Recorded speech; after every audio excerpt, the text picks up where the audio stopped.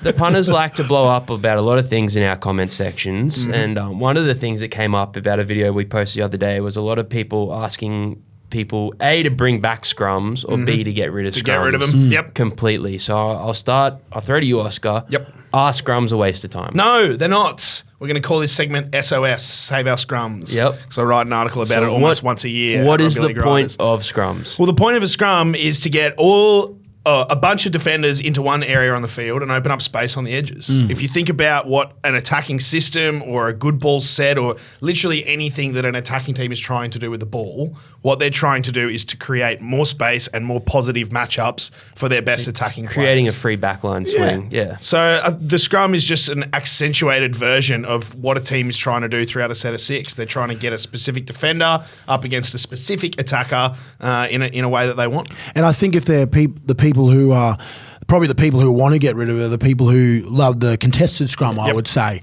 And those days are just gone. You can still win a scrum. You just have to be smart about it with your hooker and how you do it. That's why they're called hookers, because they're the only people allowed to hook for the ball in scrums. Not the other reason, guys. But I will say this. Let me set a scene for you. If it's an Origin game and there's 2 minutes to go, and there's a drop ball and it's 10 metres out and the other team needs to score, I mean, isn't that more exciting to have a scrum than to play the ball? Yeah, completely. Like, completely. Because it gives the other opportunity for the team who's dropped the ball, who made an error, and that's the whole reason why the scrums are created. Because if you have an error, you can't just get away for a scotch-free and have your defenders ready back on the line. Otherwise, people will probably drop the ball all the time. Yeah. Like, it doesn't bother them. When you take a scrum, you're putting your best defenders on your best attackers, and that's the way it's supposed to be. I love scrums. We've probably seen some of the best tries scored off scrums in the times, and that's because teams get together, players get together with their coaches there, and show them this is what we want to run. These are the reasons why. Tactically, it's genius idea, and if you're a person like yourself, Oscar, who likes watching the game tactically. That's what it's for. So for all the purists who are, who want the scrum to be back, we'll just write into your clubs and tell the hookers to hook for it then, instead of just giving it away. Because you can still push as well. There's no, so you can, it is, but people have just stopped because it takes away, I think they're giving too much energy when when you're pushing in scrum. So people are focusing on that contested aspect, not the free play that they get off. And if you push right and you don't get it right and everyone falls over, the team that's pushing, it's so much harder to get back to your defensive set. So there's the reason why the scrum has changed over the years, and I think we've got the best way for it. It's also a chance for lesser teams to trouble, like a better chance for lesser teams to trouble the scoreboard. Yes, like definitely. The best, like Penrith are going to put Isaac Tungo one-on-one with his opposite centre more often than the average centre gets because Penrith's systems are so good. Yeah. If I'm South Sydney or Parramatta this year, I can get into your red zone and setting up a scrum automatically puts my best centre up against one-on-one with a defender. Like it's a way, it's another opportunity for the lesser teams. So that matchup that you've just talked about kind of guides me to the next question. Teams can obviously choose to pack on a certain aspect of the field, left, middle, or right at the moment. What's the point of packing a scrum in those different areas, and do teams switch it up, or do they normally do the same thing every time? They'll switch it up based on what area of the field the scrum is in. So if it's an attacking scrum versus an exit set scrum.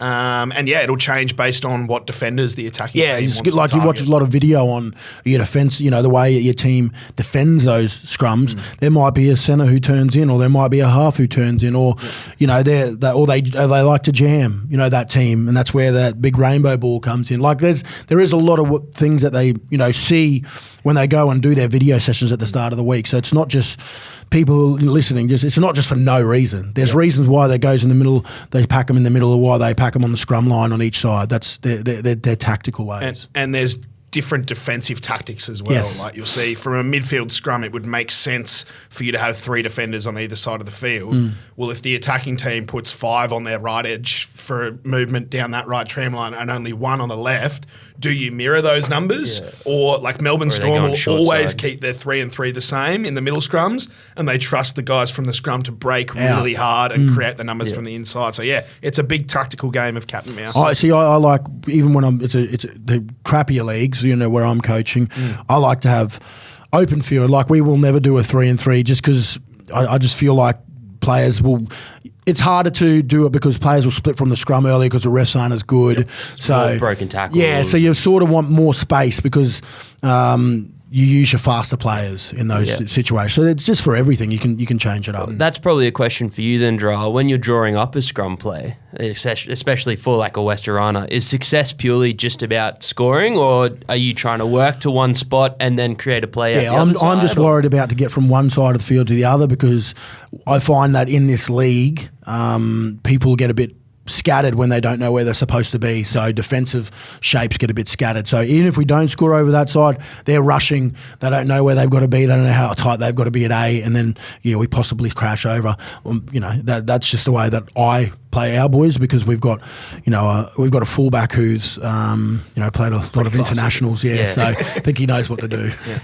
I think a team like the Rabbitohs, I'll use again as an example. I can't remember the last time they fired a shot trying to score straight off a scrum. What Souths will do is they'll get to a point on the field. They know if they take one carry to the left off a midfield scrum, for example, they're going to get defenders X and Y into the tackle, which means defenders Z is going to have to go here. So they're playing 3 or 4 tackles ahead in terms of we can position this defender here, we can get this defender to make this many tackles. It's genius, which means that by 4th or 5th, we're going to be at this point on the field to shift it to AJ in the corner, for example. So I think it's all, depends on the team's preference. Yeah, I think so. Would you boys change anything about how they're used, or do you think we've nailed it at the moment? This is a good question. I come up with a bit of a loopy, fruity kind of answer here. Well, I suppose you probably could because, and you'll probably answer this, but there is probably opportunities where you don't have them on scrum lines. You could be, anywhere on the field. Anywhere on the field. Wherever the ball is dropped. Wherever you get to pick anywhere on that line. Yeah. So